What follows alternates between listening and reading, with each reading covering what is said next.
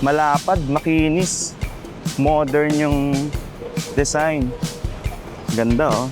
Okay, so akit tayo. Second floor. Alright, magandang araw sa inyo lahat. Nandito tayo ngayon sa may EDSA at ito nakikita natin etong malapit ng gibain na overpass dito. Kung tawagin ay Mount Kamuning. Yan, sobrang taas niyan. Ang hirap akyatin yan kapag tatawid kayo papunta rin sa kabila. Ngayon puntahan natin etong itinayong bagong overpass dito. So dito pala sa kabila, hindi pa na-asphaltohan etong part ng EDSA rito. Pero napansin natin, etong sidewalk dito, napinturahan na. Mas ano na siya. Mas maganda na tignan. So, akit tayo ron. Dito sa may Kamuning Station, bus station. Ngayon nga pala ay March 8, 2026. At etong Kamuning Bus Station ay binuksan nito lang March 5. Itong nakarang Huwebes. Ay, lakarin natin. And tingnan natin kung ano yung itsura niya dun sa loob. Tapos mamaya, doon naman tayo makiat pabalik naman doon sa lumang overpass. Dito siya, katabi siya ng Victoria Sports Tower.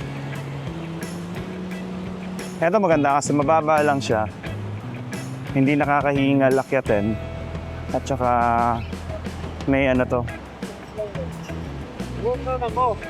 elevator para sa mga hindi kayang umakyat ng hagdan.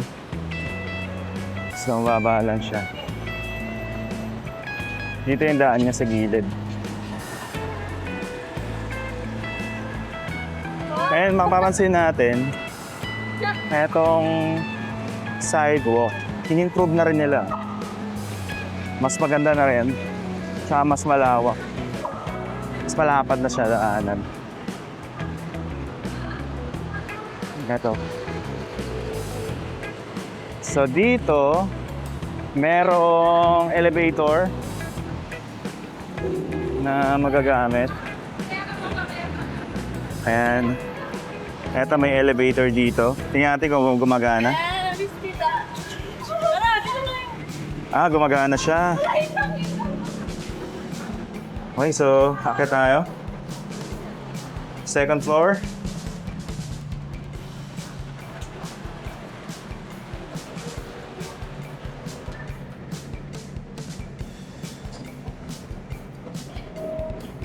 Going up.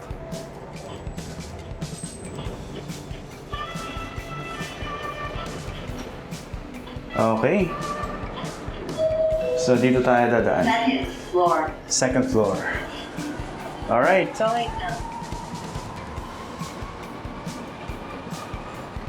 Ayan na yung MRT.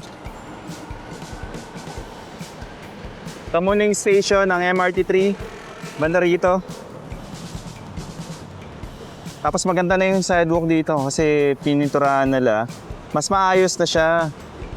And then dito, siguro pag na-improve to, maganda-ganda na rin to. Okay, so eto yung hagdan, pababa. Smooth to. Smooth na smooth yung ano, yung elevator. Tapos makikita nyo, ayan, ito yung daan, papunta doon. Kamuning Busway Station. Nakarin natin.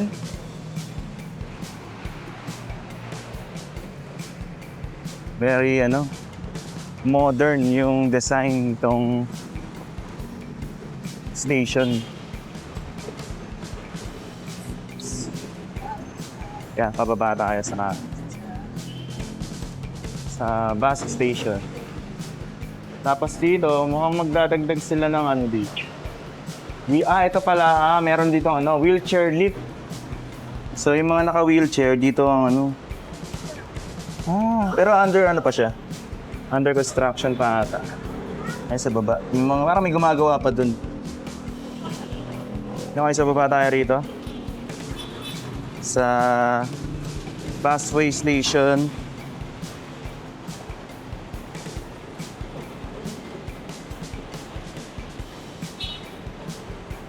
So dito yung busway station. Mamaya, tawid naman tayo dun sa kabila.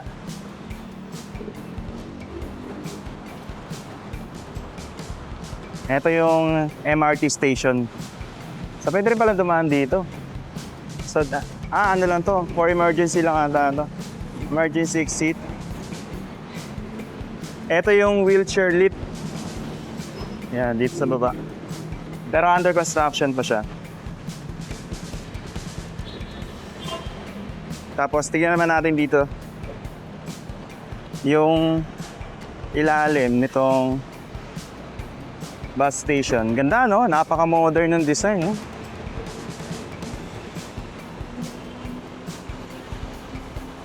Ito yung mga carousel bus.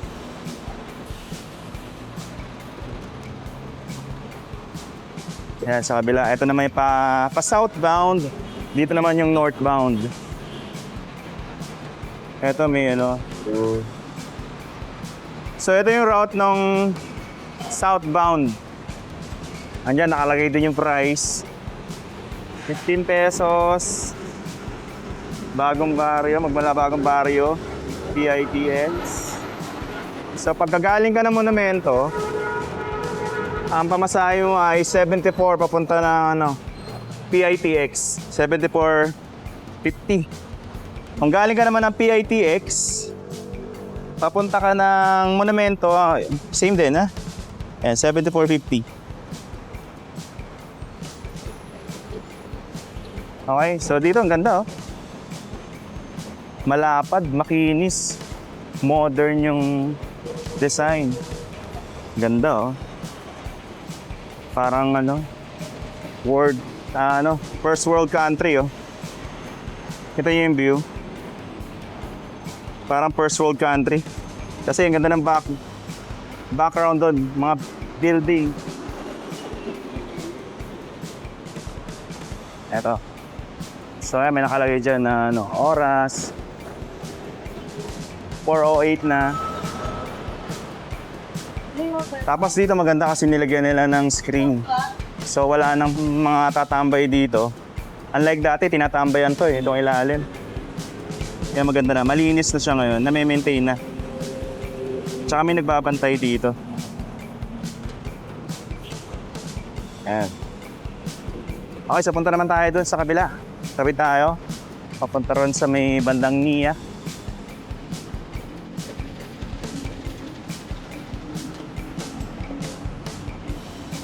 Ito yung route, oh. Magmula sa Monumento, papunta ng SM Mall of Asia, dire-diretso ng pinakadulo, PITX. Okay, punta naman tayo sa kabila.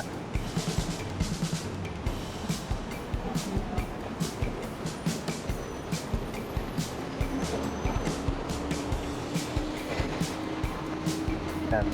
Maganda kasi nakalagay na yung pamasahe. Kung magkano yung pamasahe papunta ron.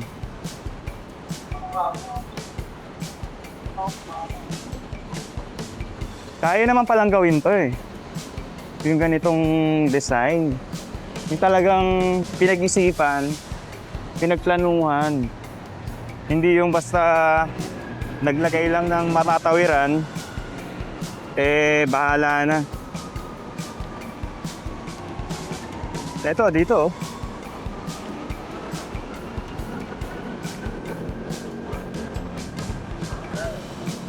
Mamaya tayo rito.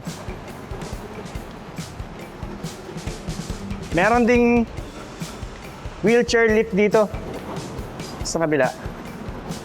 Ayan o. Kung galing naman ata ito sa pagbaba ng MRT. Hindi. Nandito pala. Yan, dito may wheelchair lift.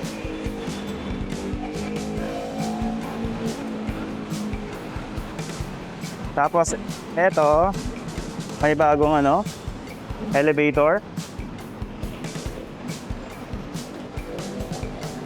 Eto, maganda na yung sidewalk ngayon dito. Nilinis nila eh. Pininturahan, mas maganda na siya tignan. Maganda siguro dito lagyan ng ano, no? Yung parang ads dito sa gilid nitong ilalim ng MRT station ng Kamuning. Diyan sa gilid nito, oh. So, tapos umiilaw. Yung mga LED, tapos may mga ads diyan sa gilid. Para mas ano siya, mas modern siya tignan, mas maganda siya tignan. Tapos, eto na yung pababa. Check natin kung gumagana yung elevator. Okay. Ground floor.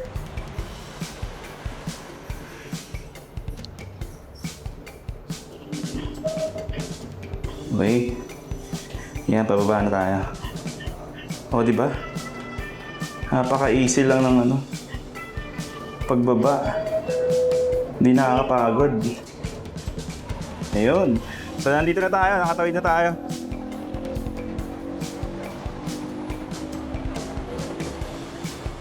Okay. So, dito maglalagay pa sila ng mga halaman. Para mas aliwalas tingnan. And dito naman yung papunta sa may Naiya Road. So dito yung paakyat, patawid doon. Ngayon, try naman natin dito umakyat sa Mount Kamuning. Overpass. Eto, akyatin natin hanggat hindi pa siya nawawala dyan. Ma-experience man natin paano umakyat dyan.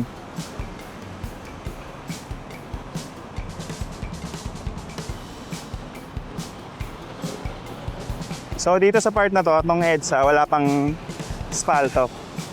Pero inunan nila tong sidewalk. Pininturahan.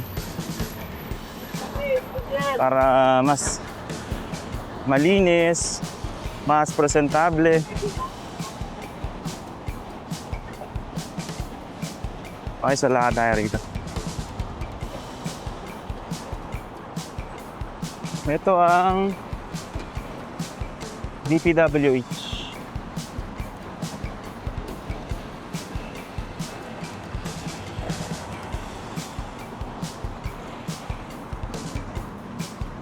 Dito naman tayo aakyat. Subukan natin. Ayan, may mga halaman, oh, sa gilid para ano. Try natin. Tignan nyo naman kung gaano yung difference nito. Pag dito ka umakyat, talagang hihingaling ka dito. Oh, taas.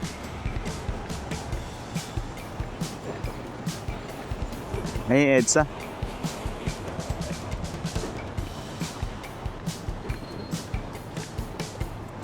Tapos aakyat ka ulit.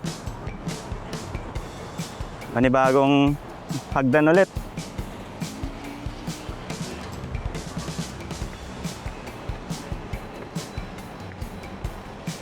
Hiking to eh. Grabe. Sakit sa paa.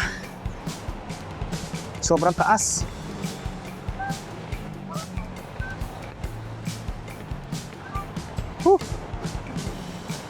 Okay. Nandito na tayo. Ang taas yung inakyat natin. Patawid na tayo. Sa kabila.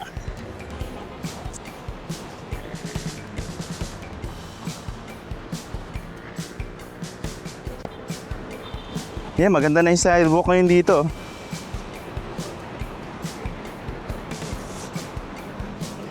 Maganda siya kasi may ano na, may pintura na, tsaka mas ano na siya, mas presentable na siya tignan, no?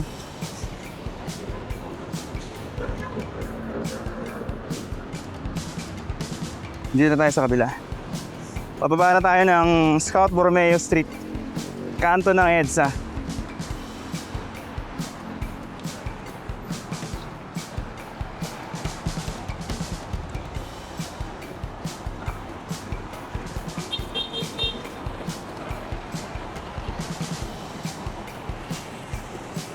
Alright, maraming salamat sa pagsama sa akin sa simpleng update natin dito sa EDSA along Kamuning Bus Station.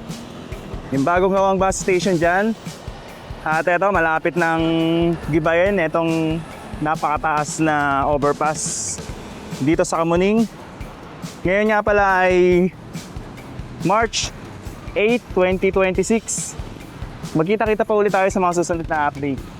Thank you so much and God bless po sa inyo lahat.